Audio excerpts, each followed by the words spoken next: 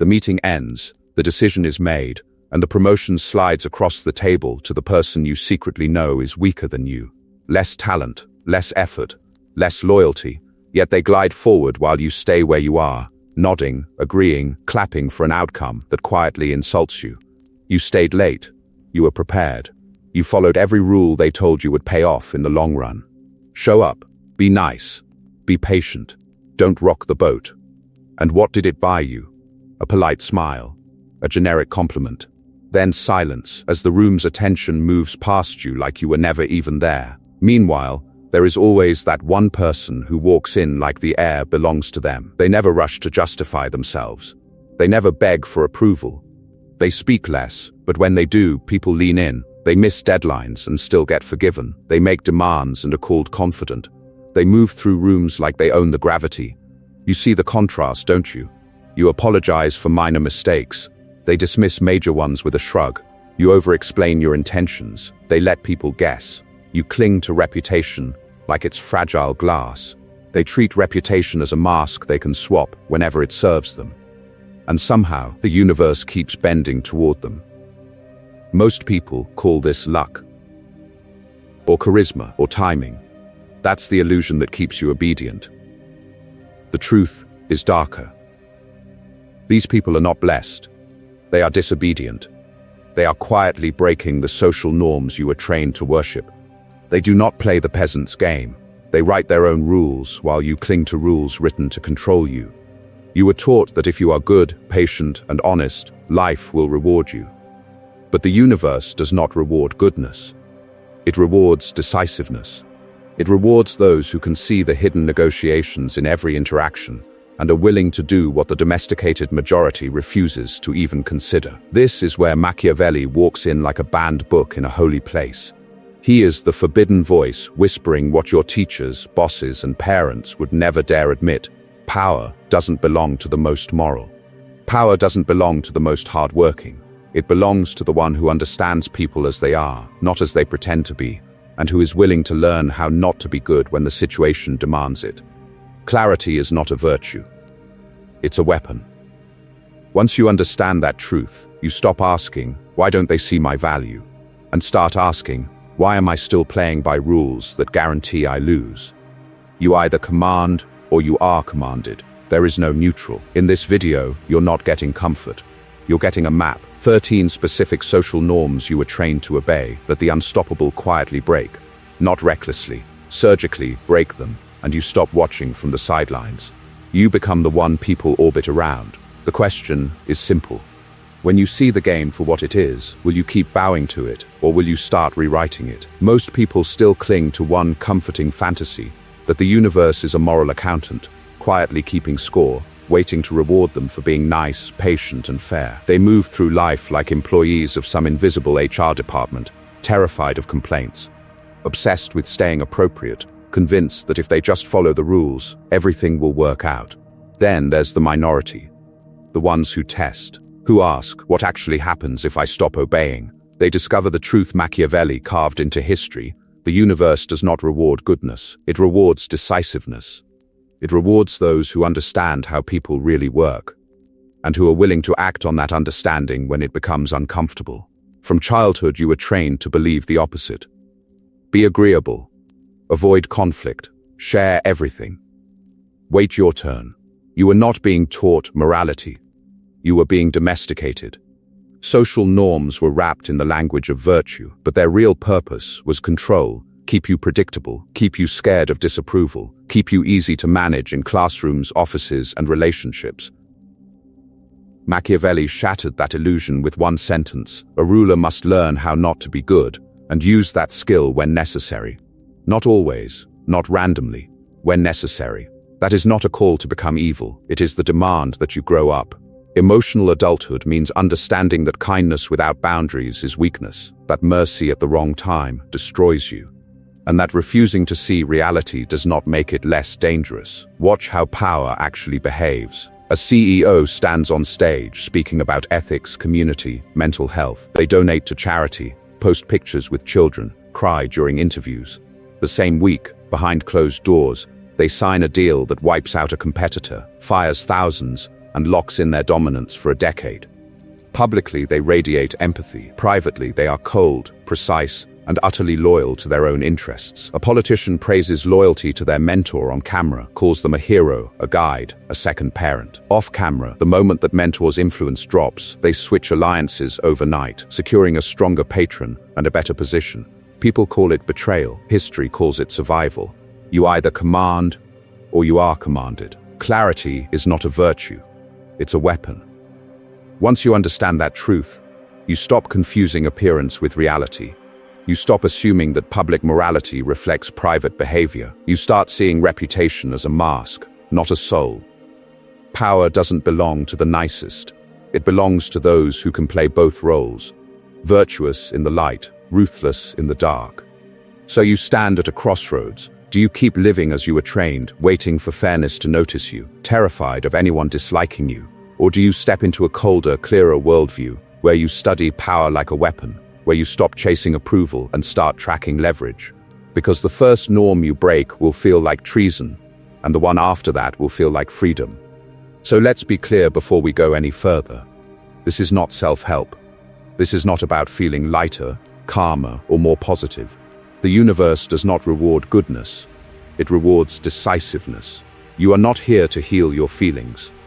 You are here to understand why one person walks into a room and everyone adjusts, while you've been trained to adjust for everyone.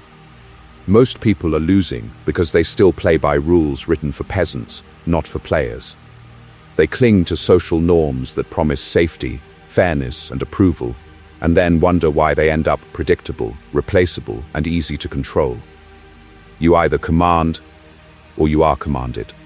Once you understand that truth, the question shifts from, how do I fit in?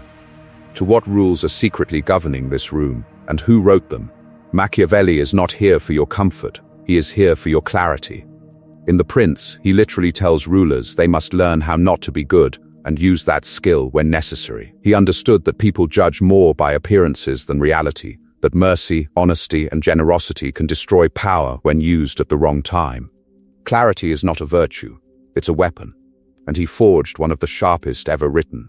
While the masses quote inspirational posters, the elite read Machiavelli in private and pretend they've never heard of him. Politicians talk about unity and values, while switching alliances the second a mentor's influence drops. Corporate leaders donate to charity on camera while cutting deals that quietly crush competitors off-screen. They know power doesn't belong to the most sincere. It belongs to the most strategic. So understand what this video actually is. This is not a lesson in motivation. It's a manual for domination. You are going to see 13 specific social norms that Machiavelli would tell you to break, one by one. Each norm is a pressure point, a behavior that keeps you harmless in the eyes of others, and the exact way to twist it so you become dangerous without announcing it. You will see the difference between appearing moral and actually being moral, between protecting your reputation when it serves you and sacrificing it when fear will buy you more obedience than love ever could. Machiavelli argued it is safer to be feared than loved when you cannot be both, because fear is under your control, love is not. Have you ever tested that? Or have you only been trained to fear being feared? Here is the uncomfortable reality. The people you admire are already breaking these norms while pretending to uphold them. They weaponize gratitude, loyalty, and kindness as tools, not commandments. Most people can't face that, so they call it luck or charisma and go back to playing nice. You are not most people. You are the minority willing to look behind the curtain and admit the game was never clean. Structurally, this will be simple, brutal, and practical. Each norm will be named so you can see it, dissected so you can understand it, weaponized so you can flip it, and translate it into concrete behaviors you can use without broadcasting that your rules have changed. No vague motivation, only leverage. Pattern interrupt. Ask yourself this now. If you applied even one of these breaks for a week, who would notice first and who would feel threatened? Hold that face in your mind, because the first norm targets exactly that reaction. Norm number 1 cuts straight into that face you just pictured, the one that feeds on your openness, the one that only feels powerful when it knows everything about you. You were trained to serve that person. You were told that good people share, that if you hide anything, you're dishonest, manipulative, dangerous. You were raised on confession culture. Tell your friends everything. Tell your partner everything. Tell your family everything. No secrets. No privacy. No inner fortress. And if you hesitate, they ask, "What are you hiding?" As if privacy is a crime. Understand what that really is. It is not morality. It is surveillance dressed as virtue. When you dump your fears, your doubts, your past, your guilt on the table, you feel clean. They feel armed. You walk away lighter. They walk away with a map of every pressure point in your nervous system. Once you understand that truth, their demand for radical honesty stops sounding holy and starts sounding like control. Machiavelli would laugh at your full transparency. He knew people don't judge you by your soul, they judge you by what they can see and use. He wrote that people care more about appearances than reality because appearances are what they can act on. That means this: clarity is not a virtue, it's a weapon. And when you hand your inner world to others, you give them the blade and expose your throat. Look at what oversharing really does to you. It makes you predictable. They know exactly which word will trigger your childhood wound, which threat will activate your fear of abandonment, which guilt button will make you back down. You become easy to guilt, easy to pressure, easy to steer. You confess your soul, and they quietly edit your behavior with it. The unstoppable do the opposite. They practice controlled mystery. They reveal just enough for people to feel they get them, then stop. They let silence do the rest. When people don't know your full story, they project, they chase. They overvalue the little you do reveal because it feels scarce. Power doesn't belong to the ones who bleed on every table. It belongs to the ones who choose when and where a single drop falls. Most say they want authenticity. What they really want is access. Unlimited, on demand, cost-free. Deny that access and watch how their language changes. Suddenly you are cold, distant, hard to read.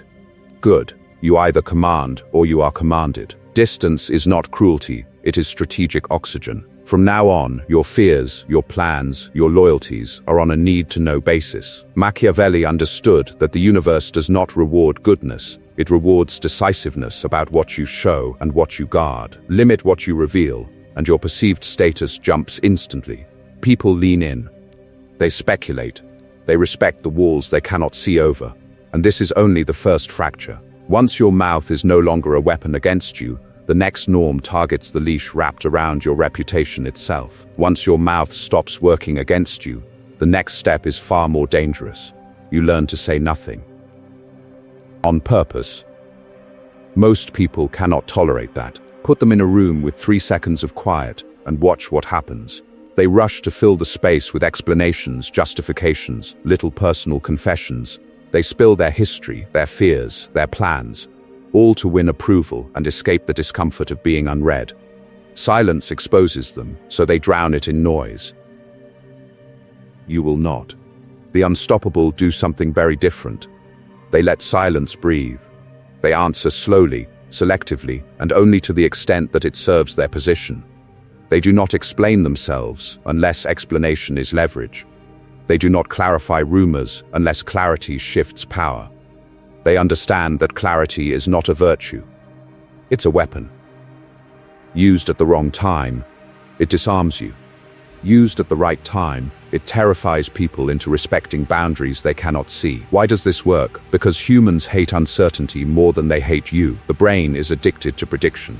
When it cannot read you, it starts inventing you. It fills the gaps with fantasy, fear, and projection. Your restraint becomes depth. Your quiet becomes authority.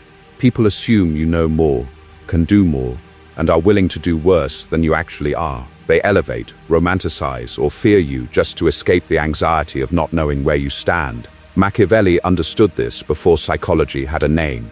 He warned that a ruler must appear composed and inscrutable because predictability invites plots, while ambiguity forces caution.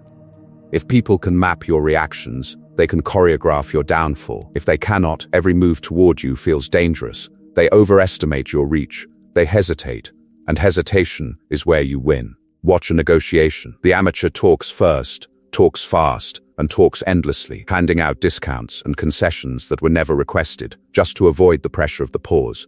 The professional makes an offer, then shuts up. That silence drags the other side into confession. They reveal their budget, their real deadline, their hidden fears of losing the deal. You gain leverage without lifting a finger, because their own discomfort does the work for you. The same law governs arguments and first impressions. In conflict, the weak defend every accusation, explain every intention, beg to be seen as good. The powerful let the other person rant, reveal their emotional instability, expose their pressure points.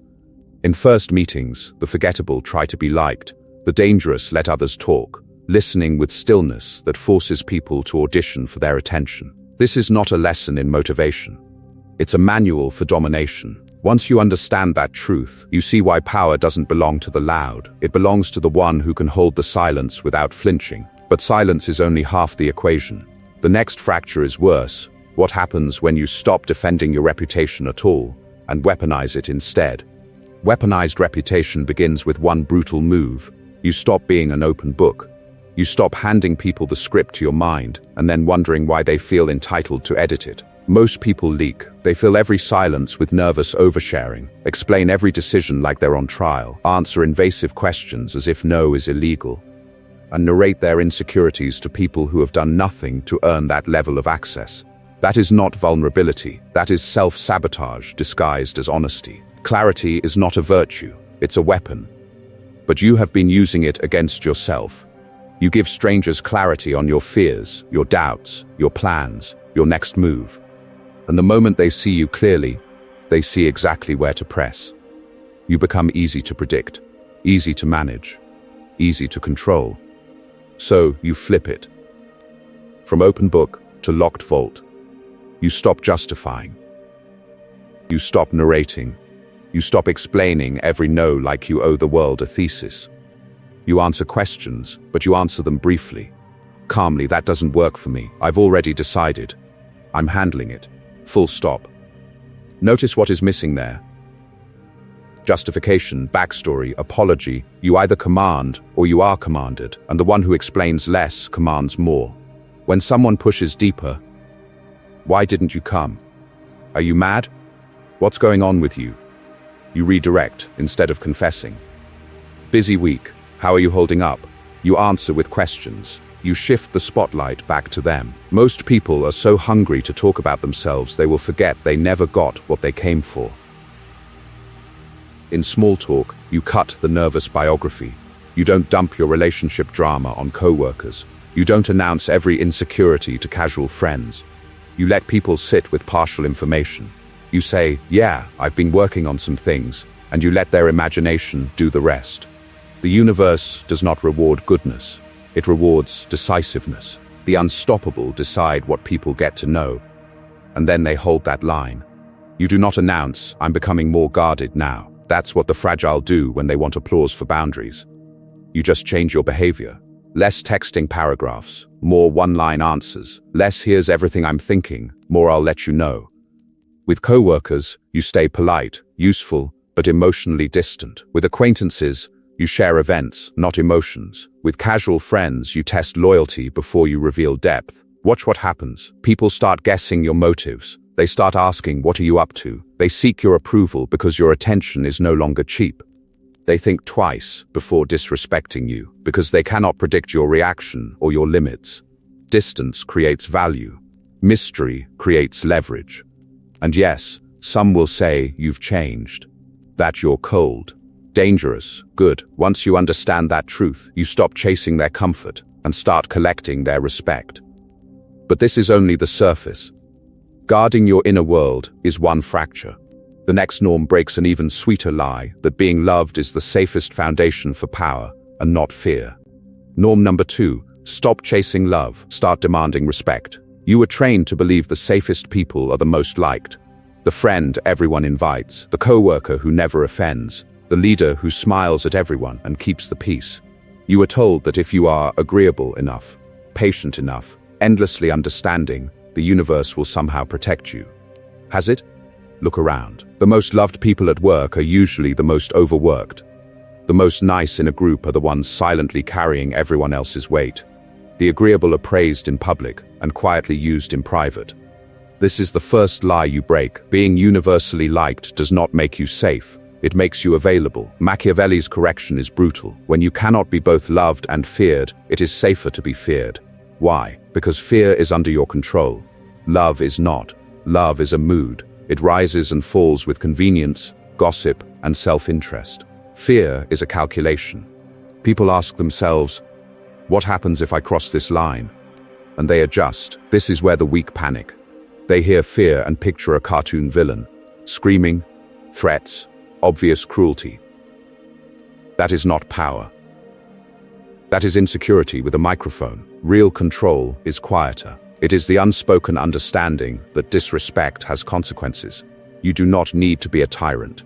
You need to be a boundary with teeth. Most people refuse this. They want to be seen as good, as endlessly forgiving, as the bigger person. They confuse being harmless with being moral. Machiavelli would call them perfect victims. The universe does not reward goodness. It rewards decisiveness. The unstoppable do not chase affection. They cultivate an edge that makes exploitation expensive. Think about the last time you were desperate to be liked.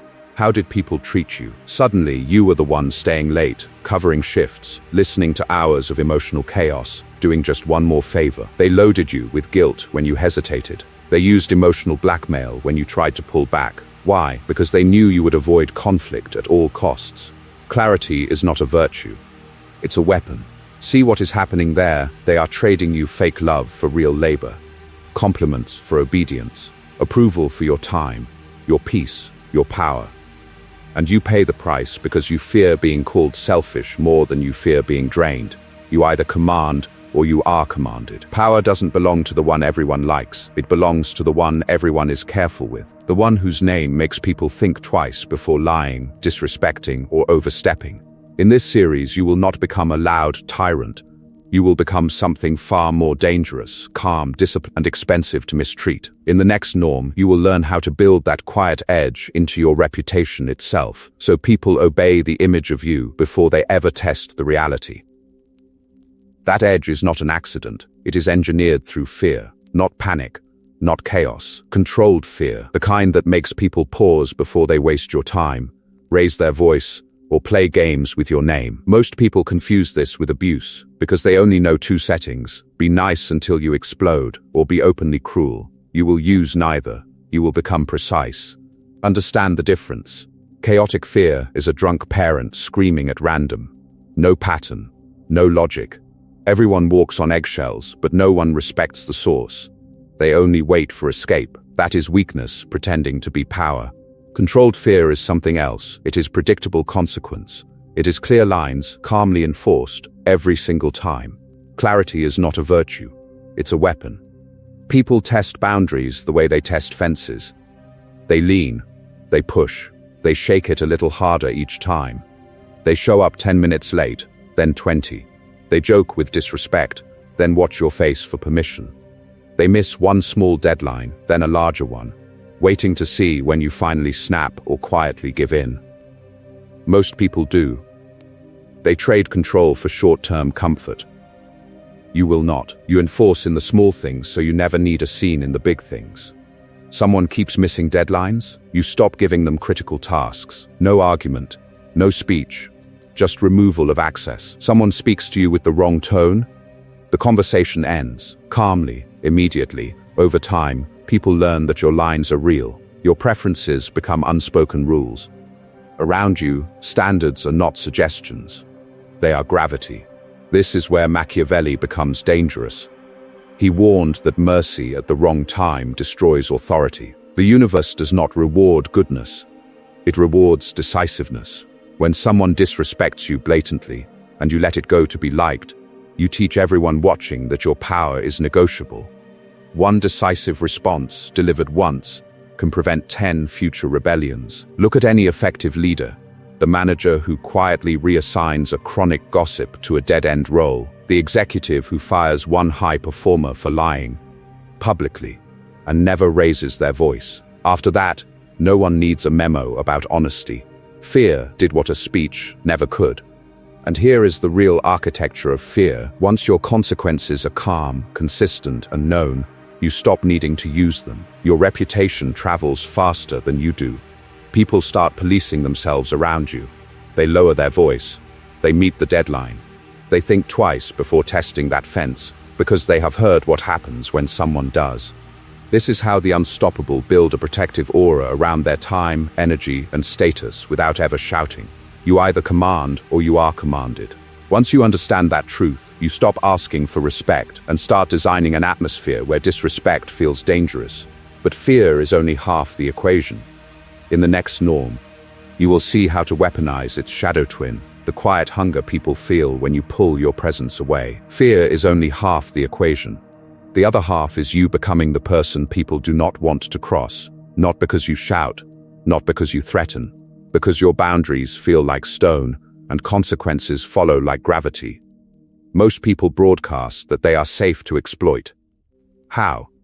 They apologize for existing. They back down the second tension appears. They reward disrespect with more kindness, hoping it will melt the ice. That is not compassion. That is a signal. It tells predators, manipulators, and energy leeches there is no real cost here. And once you understand that truth, you see why the same patterns of disrespect keep finding you. Over-apologizing is a confession of weakness. You say sorry when someone else wastes your time. You say it when you are interrupted. You say it when you have done nothing wrong, just to smooth the air. That is not politeness. That is self-erasure. Backing down at the first sign of tension teaches people that all they have to do is raise their voice, act wounded, or go cold, and you will fold. The universe does not reward goodness. It rewards decisiveness. You are not being nice. You are training people to ignore your words. So you install new habits. You say no. Calm, clean, without an essay attached. No nervous laugh. No desperate need to be understood. Just, no, that doesn't work for me. Then silence. You state consequences once, and when the line is crossed, you follow through without ceremony. No speeches. No drama, just action that makes your boundaries real in the physical world. And here is where most fail. They rescue. Constantly, they drag grown adults out of problems those adults built for themselves.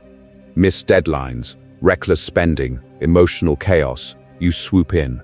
You feel noble. They feel entitled. Power doesn't belong to the person who bleeds the most. It belongs to the one who can watch people face the results of their own choices without flinching. You are not their savior. You are a mirror. Your delivery matters. Tone low and steady, not sharp and frantic. Eye contact held, not aggressive, not pleading, just unmoved. Pacing slow. You do not rush your words like you are begging to get them over with. You let each sentence land.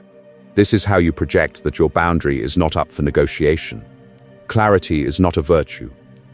It's a weapon. Pattern interrupt. Imagine you say no, and then you do nothing. You do not defend it. You do not chase their reaction. You let the silence work. Watch how fast people reveal their real relationship to you when you stop performing for their comfort. You do not announce that you are changing. No declarations, no dramatic speeches about new boundaries. You simply stop tolerating what you used to tolerate. You stop laughing off disrespect. You stop explaining your standards to people who already understand them and just hoped you would abandon them. Your presence shifts. They feel it in the way you no longer rush to fix, to please, to soften every edge. Some will test you harder. Good. Every test is a chance to prove to yourself that your lines are real. The unstoppable are forged in those moments when it would be easier to cave and you do not. You either command or you are commanded. And this leads to the next norm most never question: loyalty. You have been trained to worship it, even when it chains you to sinking ships. Next, you will see why blind loyalty is not noble. It is a weapon used against you, and how the powerful decide exactly when to stay and when to walk away. Loyalty is the cage most people build for themselves, then decorate as if it were a virtue. You were told that a good person never leaves, never questions, never walks away. That script is drilled into you early. Stay loyal to your family, even when they sabotage you. Stay loyal to your company, even when it burns you out and discards you. Stay loyal to leaders, mentors, institutions, because that's what decent people do. And if you don't, you're branded a traitor, ungrateful, disloyal. The universe does not reward goodness. It rewards decisiveness. Most people never see that loyalty in the hands of the powerful is not a sacred bond, it is a contract. A trade. An exchange of value. When the value dies, the contract ends. Only the weak keep paying. Machiavelli's view is brutally simple. Alliances exist to serve power and stability. That is all. When an alliance no longer protects your position, your growth, your survival, clinging to it is not noble. It is self-destruction dressed as honor. Once you understand that truth, you stop asking, will they be disappointed if I leave? And start asking, what does this connection actually do for my power? Look at how failing leaders talk. They preach loyalty the loudest when their ship is already taking on water. We're a family. We don't abandon each other. They weaponize your conscience so you stay on board while they quietly secure their own lifeboat. Your blind loyalty becomes their safety net and your noose. Toxic workplaces feed on this. One-sided relationships feed on this. You give time, energy, attention, reputation. In return, you get crumbs, excuses, future promises. They call you loyal while they drain you. They call you disloyal the moment you stop bleeding for them. Ask yourself, who actually benefits from your staying? Who would panic if you finally walked? And watch the people at the top. The politician who spends years praising a mentor on camera, calling them a hero, a guide, a second parent. Then the mentor's influence collapses. Overnight, the devoted proch disappears, rebrands, aligns with a stronger faction, and acts as if the old alliance never existed. The executive who demands loyalty from employees then jumps to a competitor the second a better package appears. In public, they preach loyalty. In private, they trade it like currency. This is not a lesson in motivation. It's a manual for domination. Clarity is not a virtue. It's a weapon. The unstoppable do not stay where they are no longer valued, respected, or strategically protected. They understand that you either command or you are commanded, even in loyalty. In the next part, you will learn how to dissect every bond in your life with surgical coldness, when loyalty is earned, when it is being abused, and the exact moment walking away stops being betrayal and becomes survival. Loyalty feels noble. That is why it destroys so many people. Power structures do not stay still. Leaders lose influence, companies lose momentum, social circles lose status, and the ground under them rots long before it visibly collapses. Most stay anyway. They cling to the flag on a sinking ship because they fear being called disloyal more than they fear drowning. The universe does not reward goodness. It rewards decisiveness. Look at any fallen CEO, disgraced politician, or cancelled public figure. They never fall alone. They drag a ring of loyal believers down with them. The inner circle that defended them to the end gets the worst fate. No statue, no gratitude, just quiet distance and ruined prospects. Power doesn't belong to the loyal. It belongs to the ones who can read when loyalty has turned from asset into liability. How do you see that turn coming? You watch for decay. Promises stop matching reality. Raises, promotions, opportunities are coming soon for years. Standards slide while excuses multiply. What was once excellence becomes good enough, and then even that is optional. At the same time, the demands on you increase. More hours, more sacrifice, more public defense, less return, less protection, less respect. That imbalance is not an accident. It is a signal. When an alliance is healthy, the exchange is asymmetric in your favor, or at least fair. When it is dying, your loyalty becomes fuel to keep a failing image alive. You are not a partner anymore. You are collateral. Machiavelli warned that fortune is a violent river. It changes course without notice. Rulers who survive do not wait for the flood to hit the palace. They build levees. They scout higher ground. They reposition before the disaster, not during it. The unstoppable live the same way. They study the tide of power around them with brutal clarity, and they move the moment they see the water rising. And yes, when you move early, people will call you a traitor. They will say you abandoned the team, the company, the friend group, the leader who made you. What they mean is you stopped volunteering to be buried with them. History is full of protégés and deputies who quietly switched sides when their mentor's influence began to fade and ended up ruling what they once served. Notice the pattern. Those who stay to the end are praised as loyal in public and discarded in private. Those who leave early are cursed in public and courted in private by stronger allies who recognize their clarity. So why do most stay? Emotional chains. Guilt, nostalgia, appeals to shared history. After everything we've been through, we're family. You owe us. These are not sacred truths. They are tactics. Clarity is not a virtue, it's a weapon. Once you understand that truth, you start asking a different question. Not do I love them, but does this alliance still protect and elevate me? In the next part, you will learn how to answer that question with ruthless precision and how to walk away so cleanly that even the people you abandon still feel they need you. Strategic betrayal is not chaos. It is surgery. You are not exploding your life. You are cutting out what is rotting before it poisons everything you could become.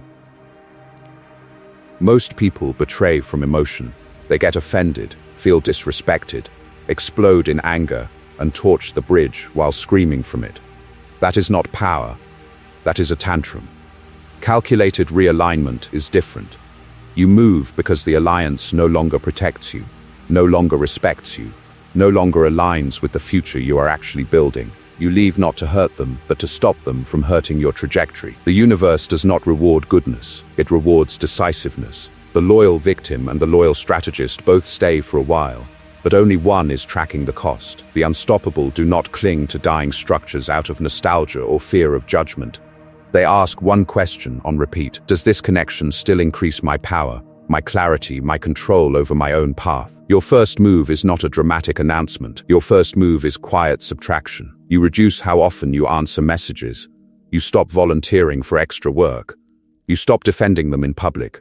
You let the emotional hooks loosen by starving them of your time, energy, and attention. To the outside world, it looks like getting busy. To you, it is a controlled withdrawal of investment. Why does this matter? Because explosions create enemies. Gradual distance creates ambiguity. Ambiguity protects you.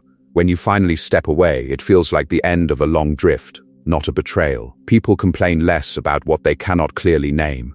When you do speak, you do not attack. You frame. You use neutral, professional language, different direction, new stage, better fit, timing. You do not diagnose their character. You describe your path. This chapter has run its course. My priorities have shifted. I need an environment that matches where I'm going. You either command or you are commanded, and the one who frames the exit controls the story. Pattern interrupt. What if they deserve to be exposed? What if they are genuinely toxic, corrupt, dangerous? You still do not rant. You document. You protect yourself legally and strategically. You let their own behavior reveal them while you move into alliances that actually reward your loyalty instead of consuming it. How do you identify stronger allies? Watch trajectory, not talk. Rising influence. Clear vision. A record of paying back loyalty with access, protection, and growth, not with guilt and endless demands. Institutions that keep their word when it costs them. People who do not panic when you set boundaries. That is where your allegiance belongs. Clarity is not a virtue, it's a weapon. Once you understand that truth, you stop asking, do they like me? And start asking, do they upgrade me? And yet there is one more trap. The next norm you must break hides inside your relationship with truth itself. You have been taught that brutal honesty is always noble. What if that honesty is the tool they use to disarm you, strip your defenses, and make you easy to control? Norm number 4. You were taught to just be honest. Tell the truth. Be fully authentic. Wear your heart on your sleeve and trust that people will always respect sincerity. You were told that if you are transparent enough, vulnerable enough, the world will cradle you instead of crush you. Look around. Does it? Or do you see something else? The loudest rewards do not go to the most honest.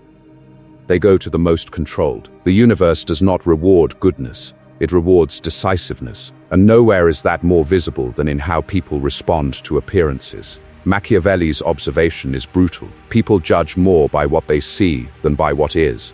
They cannot open your skull and inspect your soul. They only have signals. Tone, clothing, composure, stories, so in practice, image outweighs truth. Reputation beats reality. The one who looks steady will be trusted over the one who is honest about their chaos. Most people never understand this. They confuse honesty with exposure. They spill every doubt, every fear, every half-formed opinion to anyone who will listen, then call it being real. That is not authenticity. That is self-sabotage. Because once your weaknesses are public, they are no longer just feelings. They are leverage. Ask yourself, who is listening when you confess your deepest insecurity at work? A friend? Or a future competitor taking notes? When you unload your controversial views to people who crave social approval, do you gain respect? Or do you hand them the weapon they will use to label you, isolate you, and justify cutting you out when it benefits them? Clarity is not a virtue. It's a weapon. Once you understand that truth, you stop treating honesty as a moral reflex and start treating it as a strategic decision. You do not lie. You do not fake. But you do not volunteer ammunition to people who have not earned access. You become deliberate about what you reveal, when you reveal it, and to whom. Look at the powerful. The CEO who publicly donates to charity, speaks endlessly about ethics, and posts polished photos of team culture, while behind closed doors he cuts ruthless deals that erase competitors. The politician who smiles about unity on stage, then privately trades loyalty like currency. They are not rewarded for their inner purity. They are rewarded for a consistent, controlled persona that signals strength, reliability, and moral alignment. This is how the unstoppable move. They build an image like armor, not fragile, not decorative. Functional. Their public self is stable, composed, predictable in its values, even if their private mind is complex, conflicted, still evolving. You either command or you are commanded, and public perception is one of the main levers of command. The point is not to become fake or hollow. The point is to separate your inner world from the marketplace of judgment. Your depth is yours. Your doubts are yours. What you project is intentional, polished, protective. In the next norm, you will see how to reinforce that armor with distance, scarcity, and the silent power of being felt more than you are seen. Reputation is that armor, not the clothes, not the car. The story people tell themselves the second your name appears in their head. Before you walk into the room, before you open your mouth, they have already decided your danger level, your usefulness, your status. That is reputation. It is how the world predicts you. A mental shortcut that decides whether they fear you, respect you, or feel completely safe exploiting you. Most people treat this like an accident. The unstoppable treat it like currency. Because that is what it is. Reputation is credit. It buys you trust, access, and silence. It also buys you protection. A strong, consistent reputation makes people hesitate. Hesitate to disrespect you. Hesitate to underpay you. Hesitate to lie to your face. Because they know you notice, you remember, and you retaliate. Look at how it works in real life. The person known as competent, discreet, and decisive gets called first when something important is on the line. Doors open before they arrive. Meetings are rearranged to fit their schedule, not the other way around. Meanwhile, the one known as nice and helpful is called last, paid least, and thanked the most. The universe does not reward goodness. It rewards decisiveness. Power doesn't belong to the agreeable. It belongs to the predictable threat with a reliable track record. Machiavelli understood this centuries ago. He wrote that a prince must appear merciful, faithful, humane, and religious, even if he is fully trained in cruelty, deception, and ruthlessness when necessary. Appearance first, reality second. People judge more by what they see than what is. Once you understand that truth, you stop worshipping authenticity and start weaponizing perception. Clarity is not a virtue. It's a weapon. So you build your mask on purpose. You decide the 3 traits you will be known for, not 10. 3, maybe it is disciplined, dangerous, and discreet. Maybe it is calm, competent, and unshakable. Then you align everything visible with those traits relentlessly.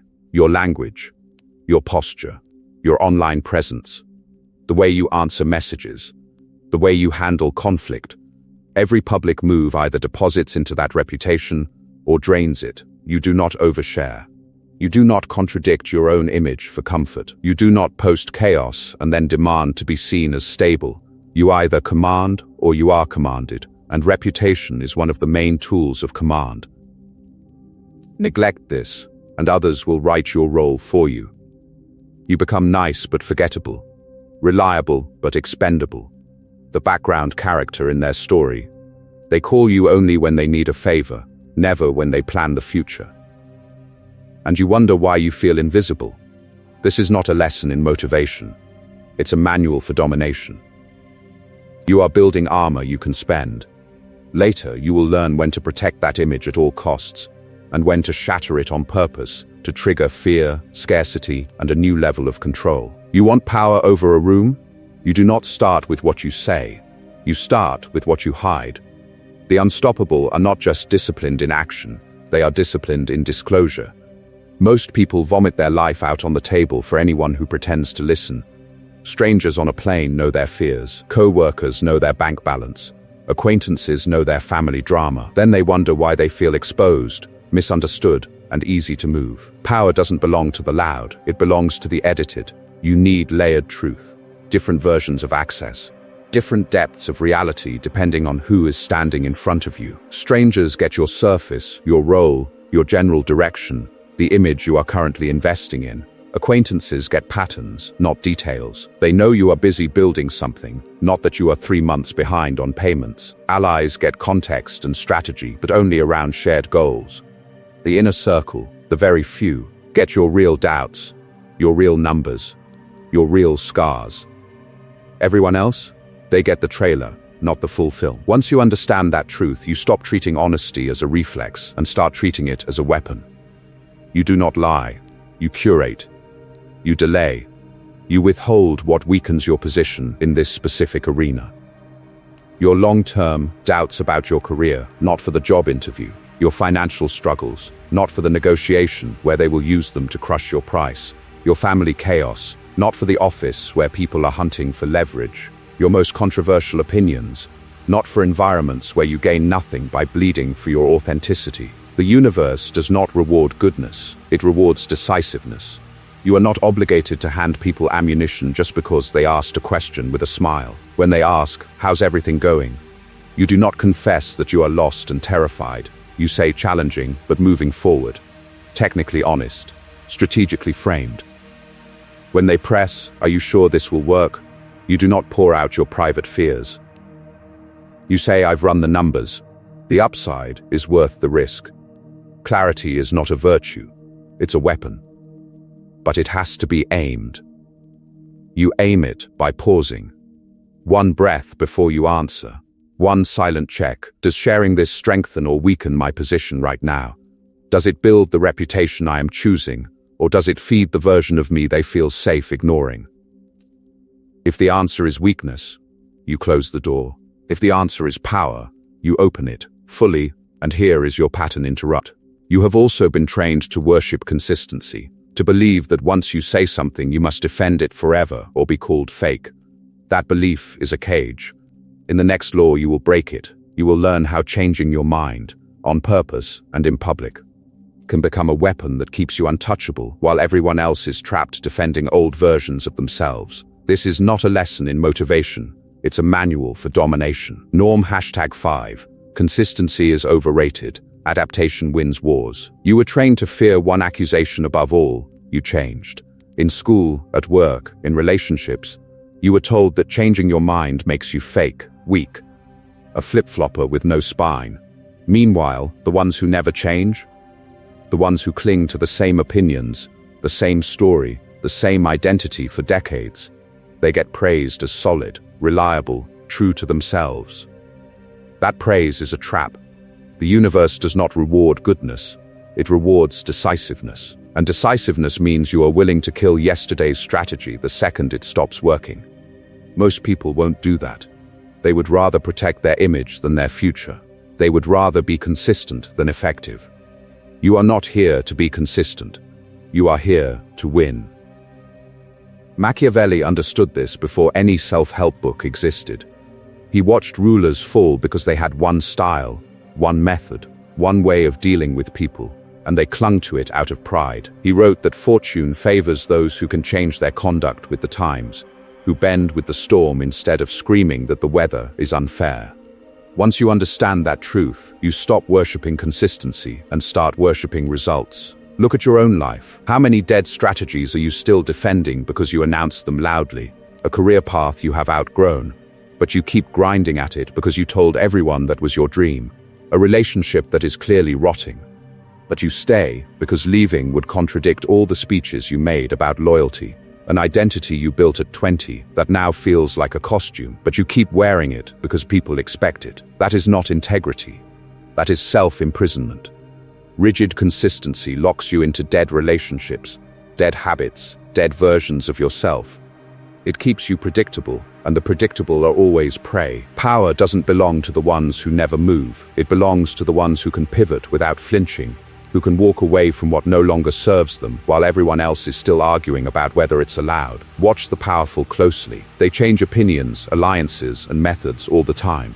A politician praises a mentor for years, then quietly abandons them the moment their influence fades and forms a new alliance that keeps them near the center of power. A corporate leader talks endlessly about ethics and community, donates to charity on camera, then behind closed doors cuts ruthless deals that crush competitors and protect their empire. Do people call them traitors? Some do, but the masses call it evolution, growth, responding to new information. Why? Because they frame it that way. That is the difference. The unstoppable do not apologize for adapting. They speak to the camera and say, with new data, I refined my position. They say, I've evolved. They say, I learned. Their core remains unshaken. Their values of power, control, dominance, or impact stay the same.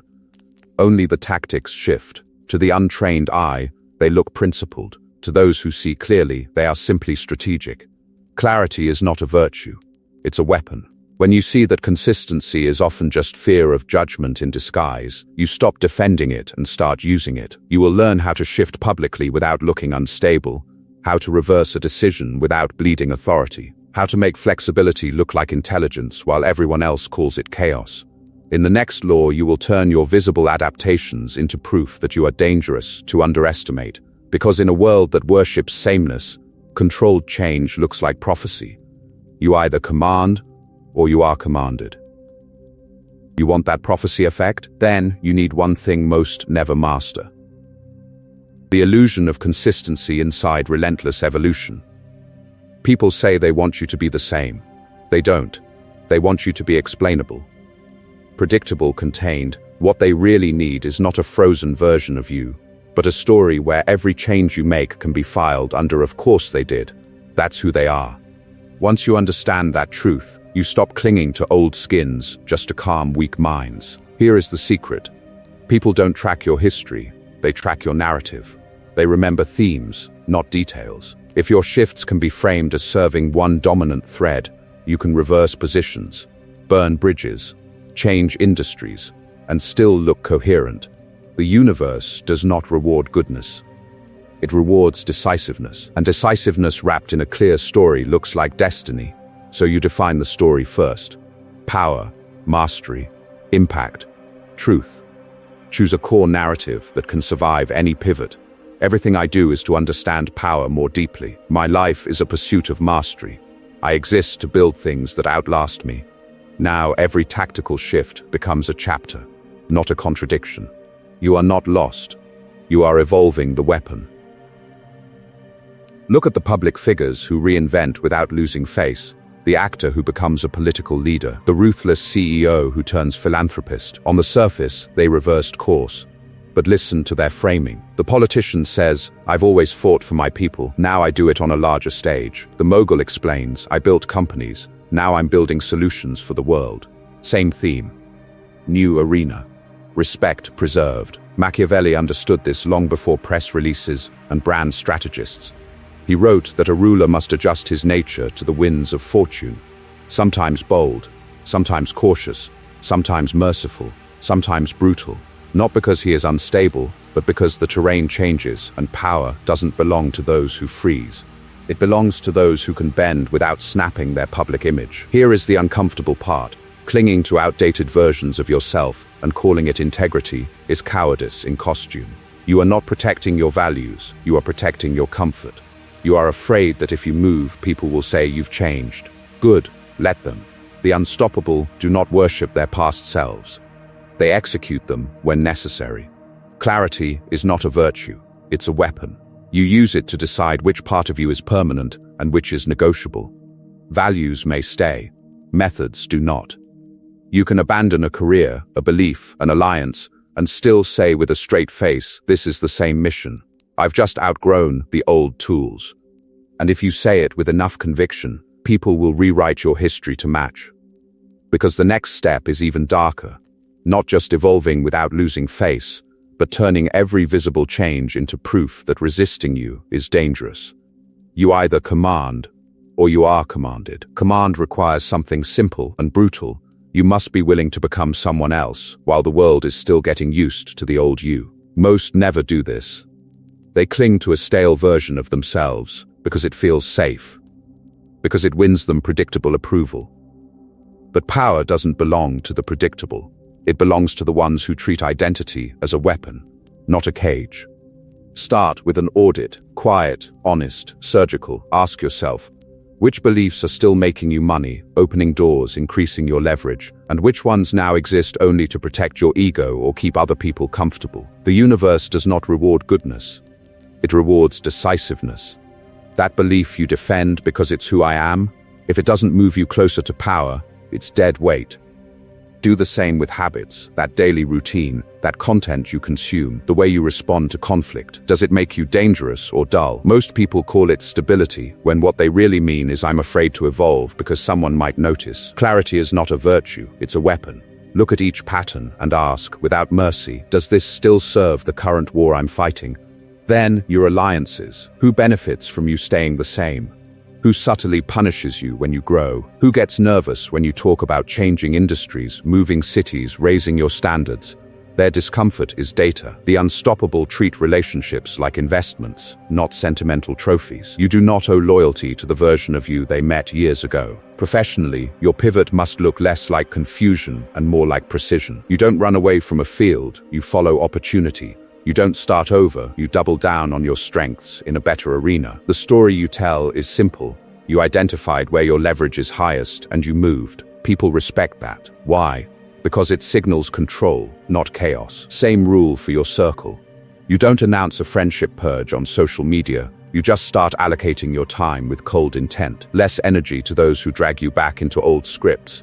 More proximity to those already living at the level you're claiming. You either command or you are commanded, and your environment is already voting on which one you become. Now the visible layer. Clothing, communication, online presence.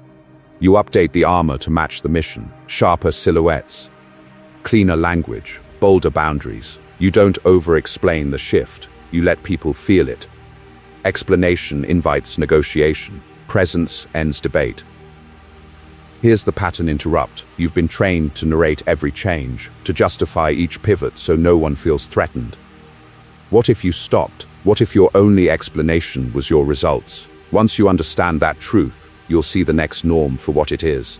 The compulsion to explain yourself is not humility, it's disguised begging. And in the next law, you will learn how to kill that instinct completely. You've been trained to believe this. If you don't explain yourself, you're wrong by default. People call it respect. They call it communication. They call it being a good person. What they really mean is, submit your decisions for my approval. From childhood, you were drilled with the same script. Explain why you're saying no. Explain why you're leaving. Explain why you changed your mind. And if you don't, you're rude.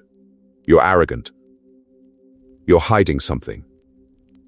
Have you noticed how fast that accusation appears the moment you stop justifying yourself? Most people accept this without question. They feel guilty the second someone says, "You owe me an explanation." But power doesn't belong to the ones who spend their life on trial. It belongs to the ones who understand the darker truth. Every explanation is a negotiation. Every justification is a quiet admission that your authority is up for debate. The universe does not reward goodness. It rewards decisiveness. When you rush to explain, you announce that your choices are open for discussion, that your time, your energy, your path can be edited by anyone with a complaint. You invite cross-examination. You invite delay. You invite people to sit in judgment over a life they're not qualified to run. Clarity is not a virtue. It's a weapon. When you over-clarify, you blunt the blade. You give people too much to grab onto, too many angles to attack.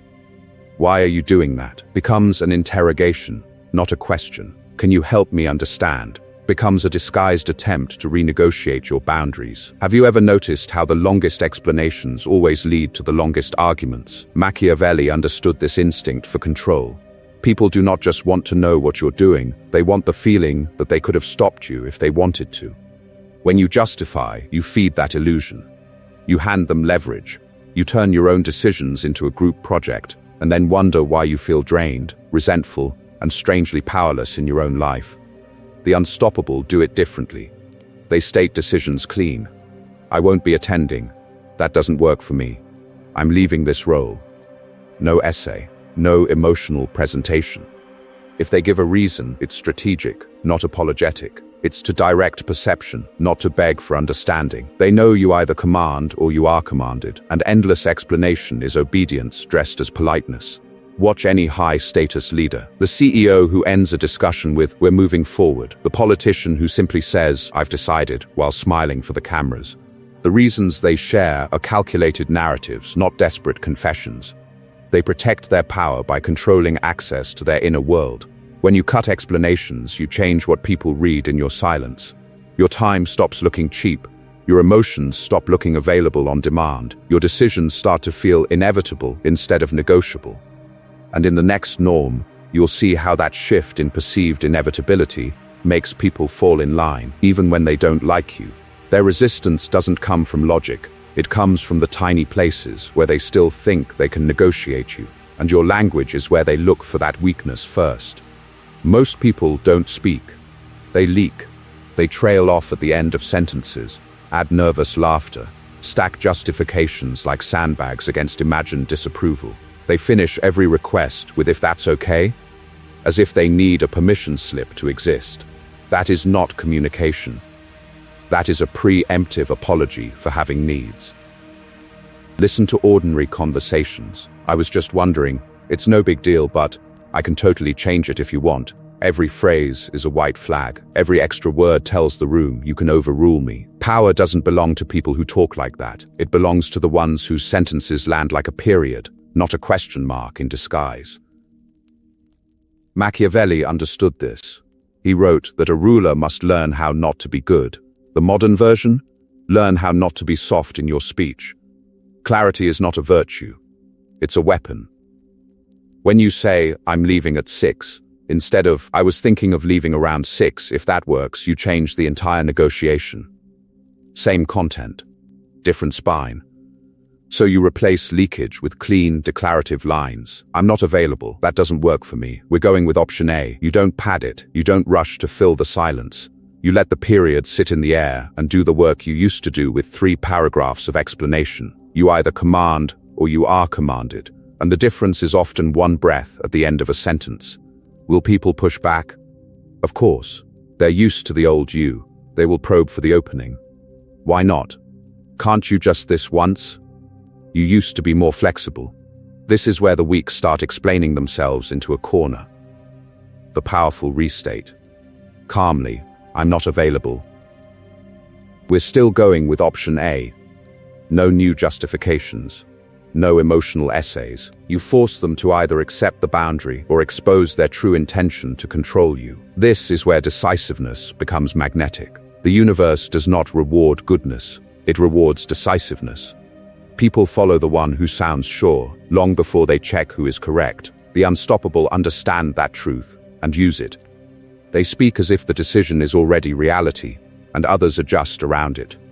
At first, this style feels harsh to the over-explainer. You will feel dangerous, rude. You will be tempted to soften it to manage their feelings. Resist that reflex. Watch what happens when the drama dies instead.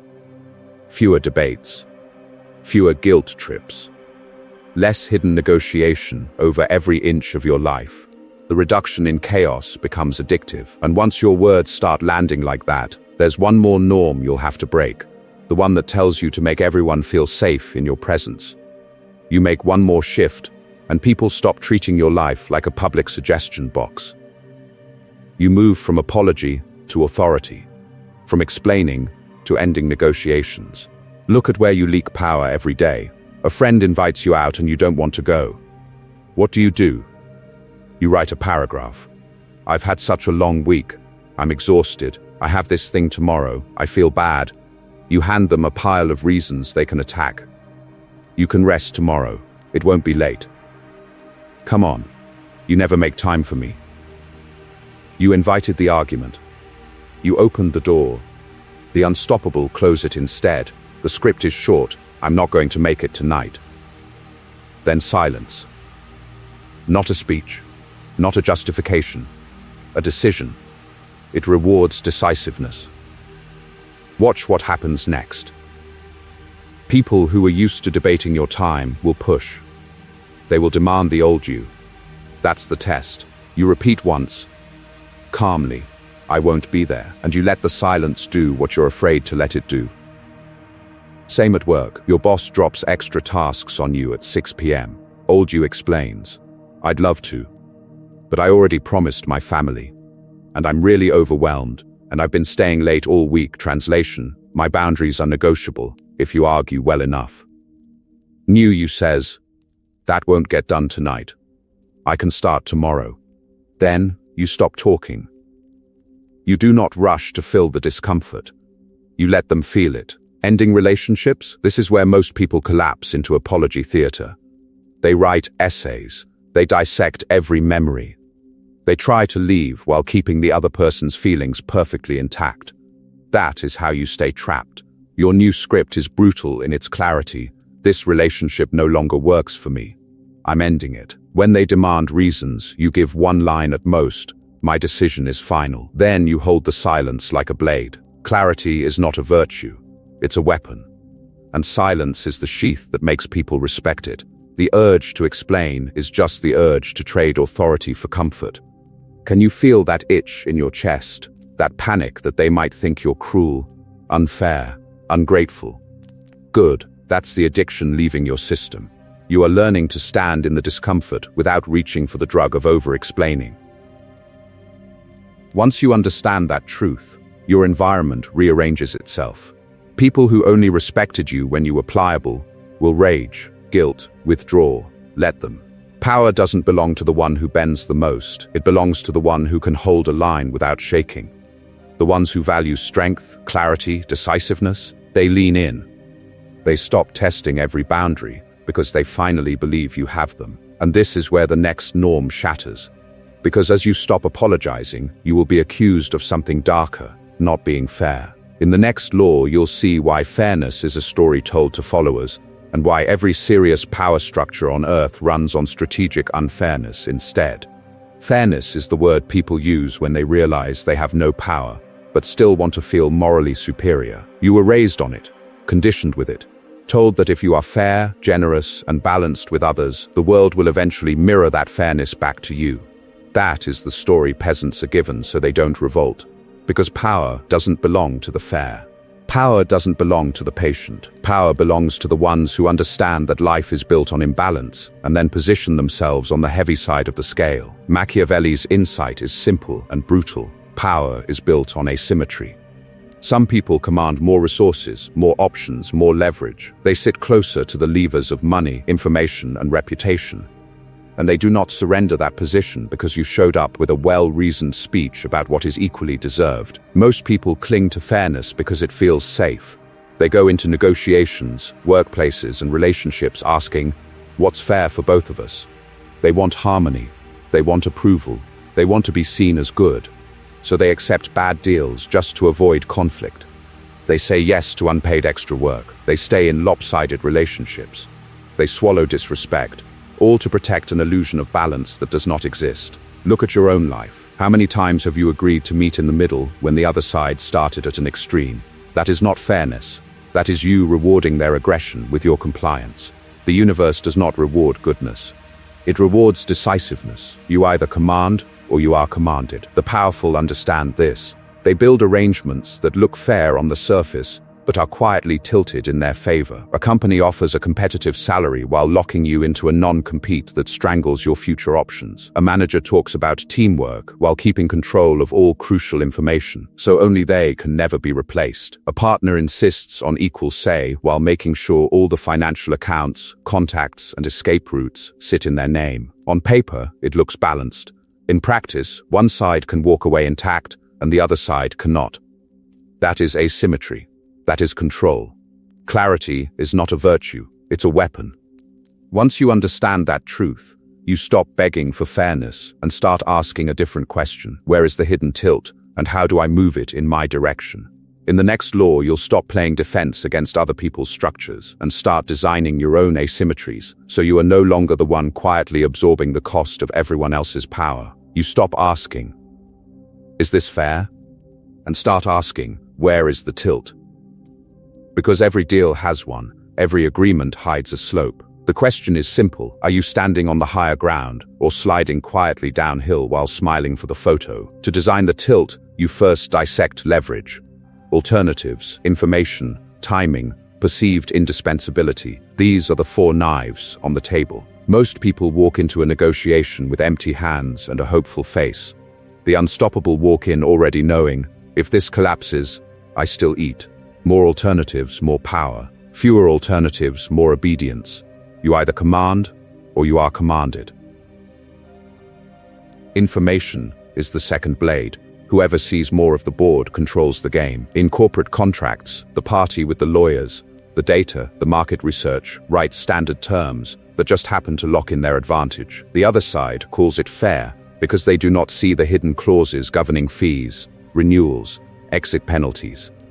Clarity is not a virtue. It's a weapon. Once you understand that truth, you stop signing anything you do not fully read, and you start offering terms you already know you can survive if everything goes wrong.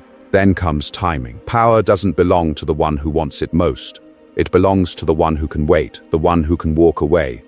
Deadlines, limited offers, false urgency. These are tools to tilt the floor under desperate people. You reverse it. You create your own timing pressure on others while keeping your schedule flexible. You respond slowly when they are anxious, fast when they are relaxed. You let their impatience donate leverage to you. Perceived indispensability is the final edge, not actual. Perceived, you make yourself the person who understands the system, holds the key relationship, or solves the problem no one else wants to touch. In a partnership, you might share equity 50-50, while you control the bank connections, the tech stack, or the client pipeline. On paper, equal.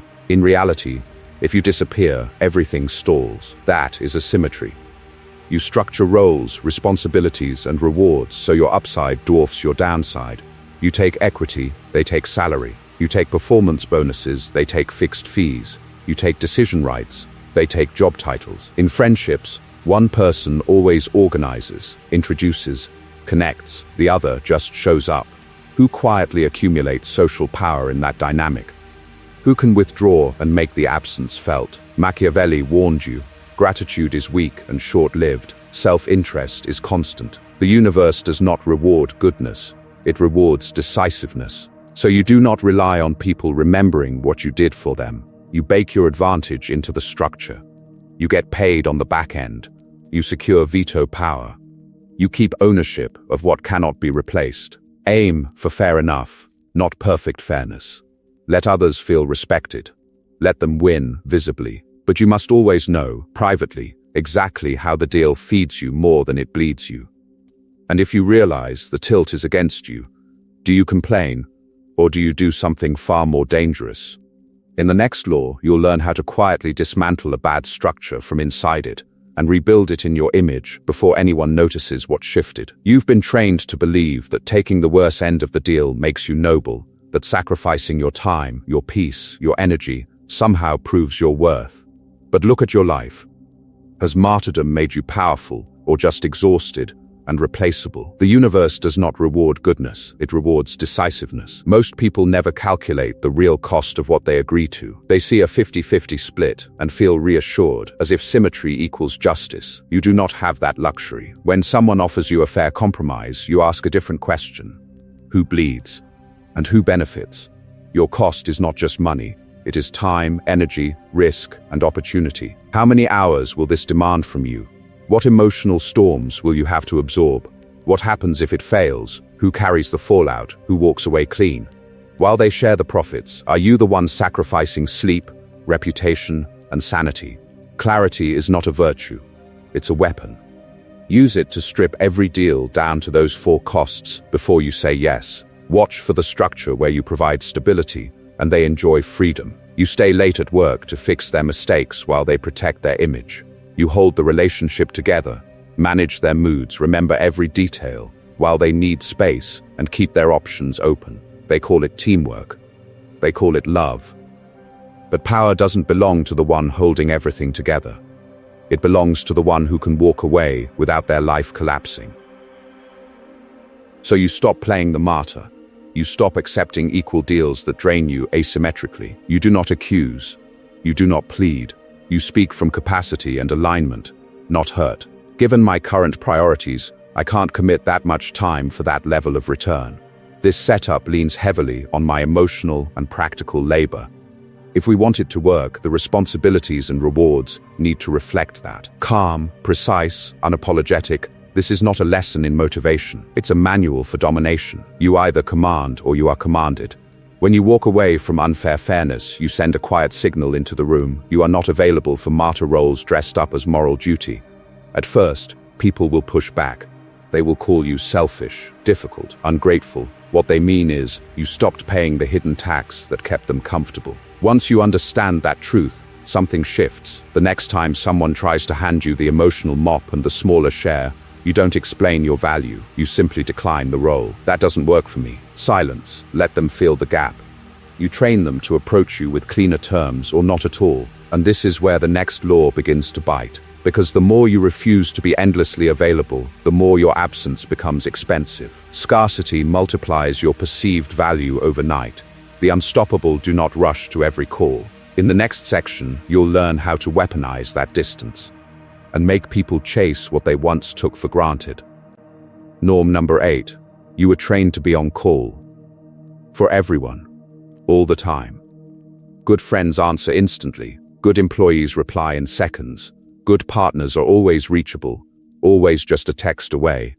You were told this is loyalty, that this is love, that responsiveness equals worth. Look at the result. Your phone owns you.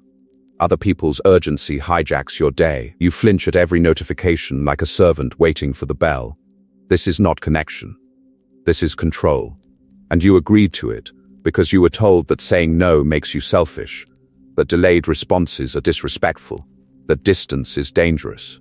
Here is the Machiavellian correction. What is always available is rarely respected. What is scarce, controlled, and difficult to access is automatically perceived as more valuable. The universe does not reward goodness. It rewards decisiveness. When you train people to reach you at any time, for any reason, with instant replies, you are broadcasting one message. My time is cheap. My boundaries are flexible. My presence is background noise. Most people will never question this. They confuse exhaustion with virtue. They call their own self-abandonment being there for people. But the unstoppable see the trap. Once you understand that truth, you stop bragging about how fast you respond and start asking a colder question. Who exactly has earned the right to interrupt my focus, my peace, my strategy? Constant availability is not kindness. It is a public invitation to be used. It teaches people that your work can be paused at any moment, that your attention can be split on demand, that your life is open for casual access. Over time, they stop feeling grateful for your presence. They feel entitled to it. And entitlement always turns to resentment the moment you finally pull back. High-status people do not live like this. Look at powerful executives, elite performers, ruthless political operators. Their accessibility is structured, limited windows, delayed responses, layers of filters and gatekeepers. Not because they are fragile, but because their attention is a premium resource, and they guard it like one. You either command or you are commanded. Their calendars make that decision before anyone else can. Clarity is not a virtue, it's a weapon. When you design your availability on purpose, you are sending a signal: my time is expensive, My focus is lethal. My presence is not casual. People lean in. They prepare before they contact you. They weigh whether their request is worth spending their access on. This is not a lesson in motivation. It's a manual for domination. In the next segment, you'll see exactly how to reduce your availability without becoming unreliable, so your yes hits harder, your silence speaks louder, and your presence is felt 10 times more when you finally step into the room. So now you reduce your availability. The question is, how do you do it without losing power, without being written off as unreliable or arrogant? You start by understanding the mathematics of attention. Every instant reply, every automatic yes, every middle of the night no problem, I got it trains people like a lab experiment. You condition them to expect you on demand. At first they praise you, then they rely on you, then they stop even noticing you. That constant access becomes the air they breathe. Invisible, unappreciated, most people confuse responsiveness with value. They think answering in 3 seconds proves loyalty. It doesn't. It proves you have no gate on your time, no barrier, no throne. Power doesn't belong to the one who is always reachable. It belongs to the one whose attention is scarce and therefore expensive. Once you understand that truth, you stop bragging about how fast you reply. You start asking a harder question. What is my response training them to believe about me? Here is the contrast effect. When you pull back your frequency but increase your focus, your presence hits like a spotlight in a dark room. You don't drip little half-thought replies all day. You enter once, decide, and leave. Your message is shorter but sharper. Your decisions are fewer but final. That contrast makes people feel your attention as an event, not background noise. Clarity is not a virtue. It's a weapon. You use it to cut away the illusion that your time is cheap. Machiavelli understood this centuries ago. He warned rulers never to become too familiar. When the prince is always laughing with the crowd, always available, always explaining, the awe dissolves. Familiarity breeds contempt. The people start to see the ruler as equal, then as tool, then as obstacle. You are not a medieval prince, but the psychology is identical. If they can reach you at any moment, they will respect you in none. So you change the pattern. You batch your replies. You choose 1 or 2 windows a day where you respond with full attention. Then you disappear. You tell people, directly and calmly, these are my hours. This is when I'm reachable. Non-urgent messages wait. Emotional outbursts wait. Demands disguised as emergencies wait. You either command or you are commanded, and this is where that line is drawn. At first, there is resistance. Of course there is. Who complains the loudest when the free buffet closes? The ones who were gorging themselves. They will say you're distant, that you've changed, that you think you're better now. What they mean is they can no longer raid your time without cost. They feel the loss of control, and they call it your weakness. But the unstoppable use that resistance as a filter. The ones who stay, the ones who adapt to your new cadence, are the ones who understand boundaries. Your reduced availability starts to attract higher value people who respect time, because they recognize their own discipline in yours. Your old pattern fed the needy. Your new pattern signals power, and then something deeper happens. Your silence begins to speak louder than your explanations. Your delayed response becomes a verdict in itself. People start preparing more before they approach you, editing their chaos, bringing you only what matters. That is when your attention turns from convenience into currency. But there is a darker layer to this control of access, one that Machiavelli would recognize instantly. It's not just about when you respond. It's about what you let die in the silence. It's about what you let die in the silence. And the first thing that has to die is your role as everyone's open door. Most people live as public property. Anyone can call. Anyone can vent. Anyone can dump their chaos into your mind on demand. Then they wonder why they feel drained, resentful, and strangely invisible. Power doesn't belong to the person who is endlessly available. It belongs to the one who controls access. So you start with brutal clarity. Clarity is not a virtue, it's a weapon.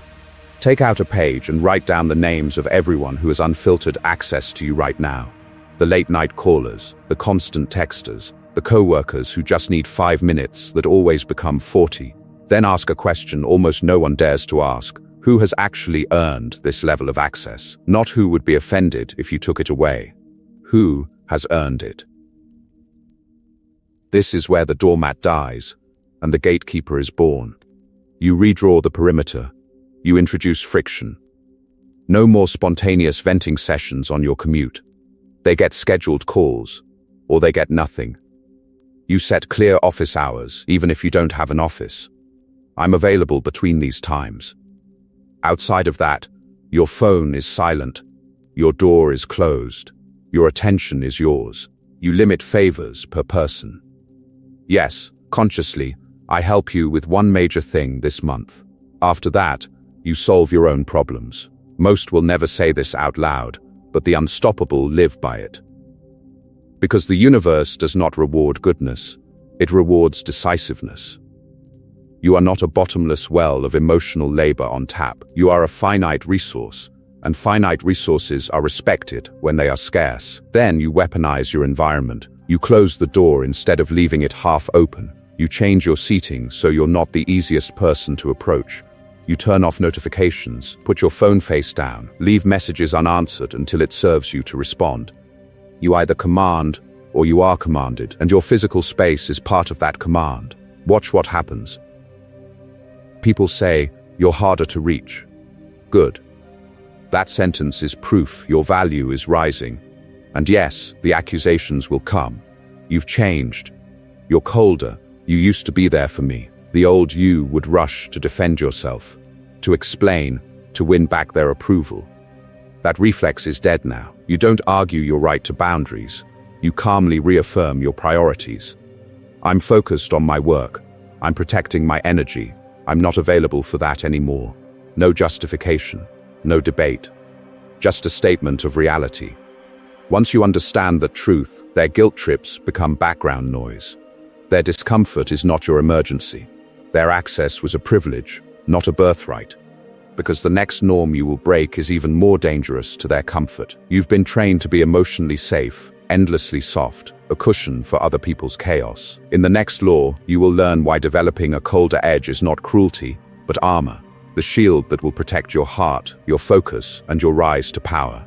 You were trained to be emotionally safe, to absorb, to soothe, to carry. From childhood, the script was drilled into you. A good person is endlessly understanding, always available, quick to calm everyone else's discomfort. You listen when you are exhausted. You comfort when you are collapsing. You forgive when they are not even sorry. And the more you bleed for people, the more they quietly expect it. Have you noticed that? This is the peasant code of emotion. It keeps you soft, open, and permanently accessible to anyone who wants to dump their chaos into your mind. The universe does not reward goodness, it rewards decisiveness. Power doesn't belong to the one who cries the most. It belongs to the one who refuses to be emotionally hijacked. Once you understand that truth, you stop confusing your nervous system with a public shelter. Machiavelli was brutal about this. He wrote that a ruler must learn how not to be good when necessary. That does not only mean lying or using force, it also means rejecting the demand to carry feelings that are not yours. When you treat every tear as an emergency, every mood as your responsibility, you are not being noble. You are announcing that anyone can walk into your head and rearrange your priorities. Most people worship emotional softness. They call it empathy. But in practice, it often becomes unpaid emotional labor for people who refuse to change. Emotional softness attracts emotional parasites, the friend who calls you at 2 a.m. with the same drama for the 10th time. The co-worker who vents about the boss, then smiles to his face and never risks anything. The partner who weaponizes their breakdowns so you never leave. They do not want clarity, they want a sponge. Clarity is not a virtue, it's a weapon.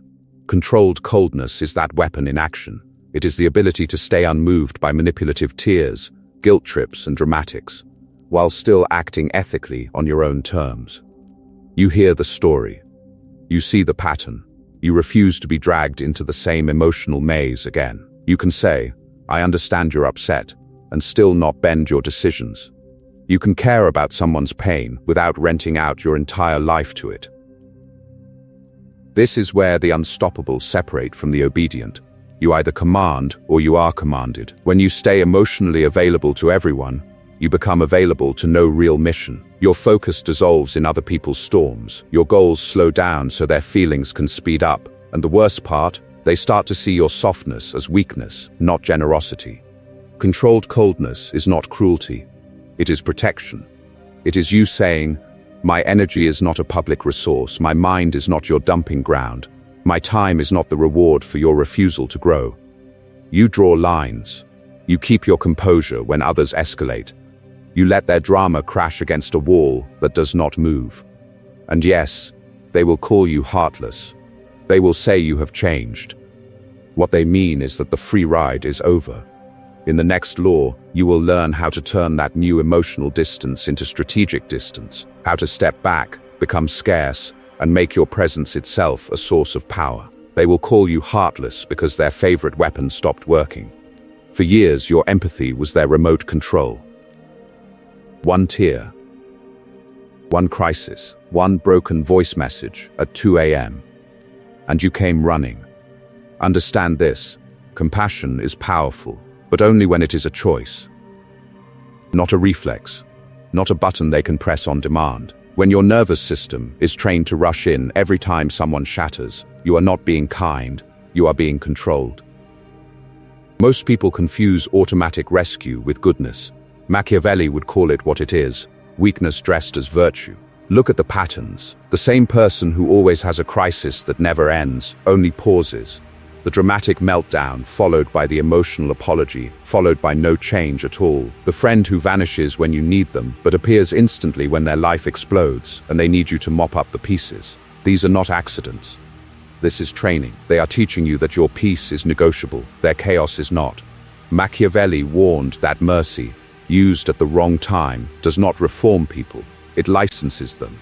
When you keep forgiving the same betrayal, the same laziness, the same self-destruction, you are not healing them, you are underwriting their behavior. The universe does not reward goodness. It rewards decisiveness. Power doesn't belong to the one who feels the most, it belongs to the one who decides where their feeling goes. So you build an emotional fortress, not a prison, a fortress. The gates open by decision, not by guilt. When someone erupts in front of you, you do not instantly soothe, explain, and sacrifice. You slow everything down. You ask, calmly, what do you want to do about this? You follow with, what have you already tried? You keep bringing it back to actions, not theatrics. Watch what happens when comfort is replaced with responsibility. The manipulators will rage. The unstoppable will rise. This is where clarity becomes dangerous. Clarity is not a virtue, it's a weapon. Once you understand that truth, you stop confusing your emotional energy with infinite supply. You have a finite reserve. Every hour you spend resuscitating the same person through the same drama is an hour stolen from someone who would actually act on your support, or from your own assent.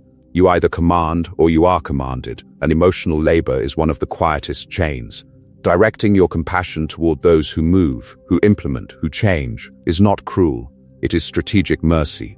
It is how you turn warmth into power instead of exhaustion. You are not abandoning people, you are refusing to subsidize their refusal to grow. Because in the next law, you will see what happens when you combine this emotional fortress with physical distance. When your absence itself becomes a test and a trap. So now you build the fortress on the inside. You cannot always walk away. You cannot always cut contact. But you can become unreachable in the one place manipulators need access to, your nervous system. The cold look is not cruelty. It is armor. Start with the body. Because the body is the doorway they keep trying to kick in. When the emotional storm hits, the crying, the shouting, the guilt trip, your first law is simple. Nothing in your body moves fast. Steady breathing, in through the nose, slow out through the mouth. Shoulders loose, jaw unclenched, face neutral, not dead, just unreadable. You speak slower than you feel. You move slower than they demand. This alone terrifies people who feed on chaos. Most people mirror drama without even noticing. They speed up, fidget, raise their voice, rush to fix. That is how they lose control. The unstoppable do the opposite. They let the other person escalate while they become quieter, stiller, colder. Clarity is not a virtue. It's a weapon. When your body stops broadcasting panic, their favorite tools, urgency, guilt, fear, start to fail. Next, your words. The cold look is not silence, it is precision. You acknowledge feelings without signing a rescue contract. You say, I can see you're upset. What do you want to do about it? Not, what do you want me to do? You say, I hear that this is hard. Here are your options as I see them. Not, let me fix everything. You say, I'm willing to do X. I am not willing to do Y. No debate, no essay, just terms. Watch what this does. People who are used to your softness will push harder at first. They will accuse, provoke, test. They are not checking whether you care. They are checking whether they still control you. Power doesn't belong to the one who feels the most. It belongs to the one who decides what those feelings are allowed to cost. You also slow the game down. Emotional message? You do not answer instantly. You let the phone buzz. You let the paragraph of accusations sit. You breathe. You reread. You respond when your mind is calm, not when your stomach is on fire. You are training the universe that your attention is not available on demand. The universe does not reward goodness, it rewards decisiveness. Pattern interrupt. What if you did nothing? What if you didn't defend, didn't explain, didn't rush to clear your name? You would discover a brutal truth. Most emotional emergencies are theater designed to drag you back into your old role. Once you understand that truth, their shock becomes predictable. They will say you've changed, that you're distant, that you're not like you used to be. Good, the old you was negotiable.